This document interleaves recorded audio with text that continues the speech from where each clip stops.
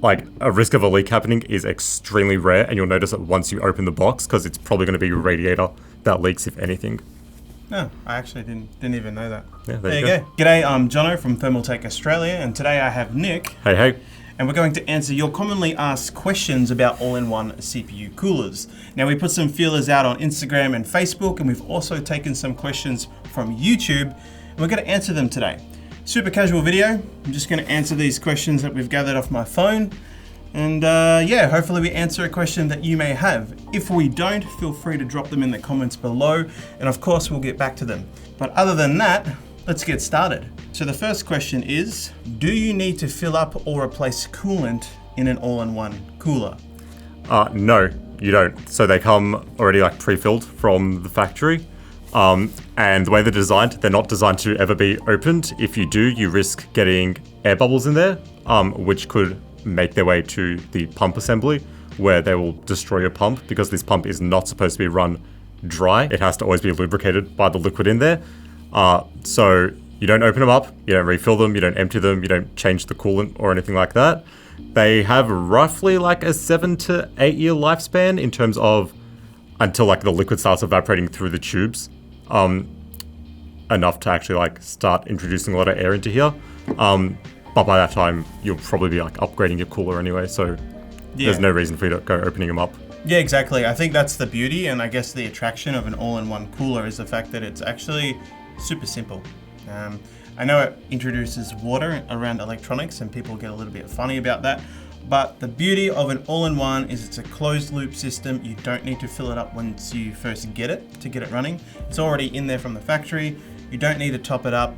Yes, coolant will evaporate, but yeah, as Nick said, it's like 7 to 8 years. It can be a long time, and you're going to probably upgrade by that time anyway. What size of all-in-one should I choose? Is a 120mm enough, or should I opt for a 240 and above? I mean, surface area is basically always going to be king when it comes to like the cooling capacity of an all-in-one. So if you can fit a 240, like grab one of those. If for some sort of like, if you're restricted by the amount of space in your case and you can only fit a 120, or maybe some sort of like budget concerns, like you can only afford a 120, then obviously go for a 120. But if it's like a budget reason and you can only really afford a 120, you're probably better off actually just getting a really, really beefy air cooler. They'll be even cheaper, and the cooling difference between the two is negligible, like at best. I guess it just depends whether you really like the look of an AIO or you're a little bit wary of having like a massive cooler just hanging off of your motherboard. If you're going to go an all-in-one, or if I was personally going to an all-in-one and I'm going to make a purchase decision, it's going to be 240 and above.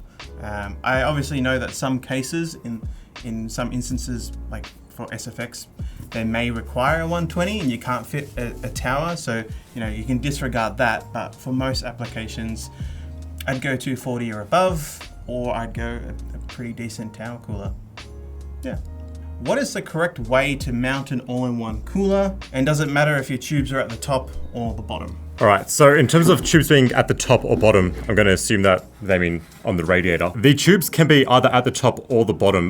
The main concern here, I guess, is in regards to air and whether the air bubbles will make their way back down the tube, back into the pump, and then basically cause the pump to break. At the end of your radiator, on this end where the tubes are, and also on the other end, you have basically air tanks, and this is where the air bubbles basically collect and they stay there. The pump is not actually really all that powerful. It's not going to be grabbing air from up here, pushing it all the way down the tubes, back up into the other tube, and then all the way down into here. So you can have it either tubes up or tubes down. If you can put it tubes down like this, it's probably preferable just from like a peace of mind standpoint. And if you mount it with the tubes up like that, just make sure that this tank is above the pump of your AIO, and then you're fine. You can even mount like this if you want. This is even more preferable because then the air bubbles are never going to come down to your pump. So if you can mount it on the roof of your case, even better.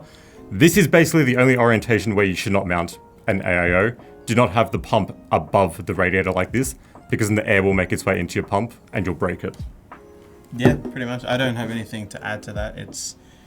Yeah, I think there's a few videos floating around on the topic now anyway, so for sure, I think that's the way to go. This one's an interesting question. It is asking, at what point is an all-in-one less effective than a air cooler? And I would say an aftermarket air cooler. I wouldn't even consider Just a stock a one. stock one. No. Yeah, so. I mean, it's never really less effective. It's always going to be on par with or better than an air cooler. I guess it's once you start talking about maybe price to performance. Yeah, I think so. It's an interesting one. I think, in my opinion, I don't think there's any scenario that I can think of off the top of my head where I would go an all-in-one. That I'd go a tower cooler over an all-in-one just based on performance alone. It's 100% got to do with budget and the overall theme or look that I want for the build. So, yeah, like maybe if I was going really to an interesting build and I wanted like a passive cooler or something like that, like that's when I would go an air cooler over an all-in-one. But yeah, it's not really. Yeah, I don't know. It's definitely not to do with performance. It's budget, really. Yeah. Sweet. So the next question is, what is the optimal fan setup on an all-in-one? So the optimal fan setup for me, and again, this is going to be different for everyone's build, depending on what case you're in and where your components are set up. Your CPU is basically going to be cooled by the liquid that runs through the radiator. So you would want the air that then cools down your liquid to be the coolest and freshest air possible. So if you can have your fan set up as an intake, pulling or pushing air through your rad, that would be preferable because obviously it's cooler air, which means it'll cool your water down more, which means your CPU runs cooler. If you have to have it as an exhaust, you can definitely do that too. I mean, I've done plenty of builds where I've run an AIO as an exhaust. They've never overheated. Nothing bad has ever happened.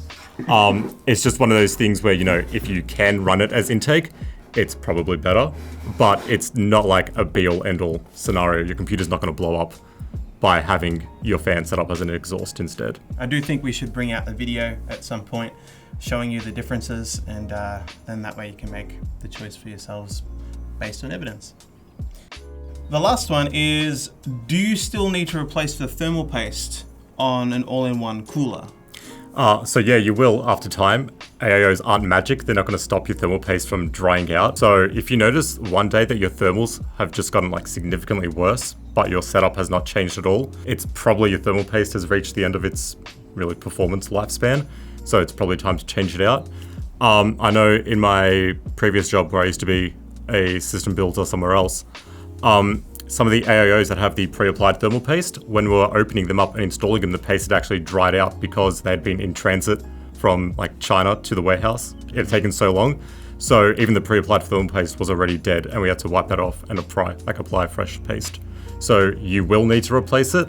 And it's really just one of those things where you got to kind of play it by ear and see what happens. Yeah, it's definitely a maintenance thing too. So yeah, thermal paste isn't that expensive, so just change it out every now and then as you see fit. Obviously, if you monitor your performance and you see it's taking a hit, and you have a clean PC with no dust in it, then definitely look at your thermal paste. We do have a video on that you could probably watch over here somewhere, and that shows you how to replace your thermal paste. That's the end of our questions. Sweet. So yeah, if there isn't any that we have answered for you and you'd like to get some answers to those questions, drop them in the comments below like I mentioned a little earlier. Other than that, I hope this quick little video was of value to you. So feel free to like the video if you enjoyed it. Subscribe to our channel if you haven't already so you can get more videos like this along with some other entertaining videos. And other than that, I think we will see you sometime in the future. See you later. Bye. Oh, you should probably watch these videos too. Just saying. Cool. Done. Donezo.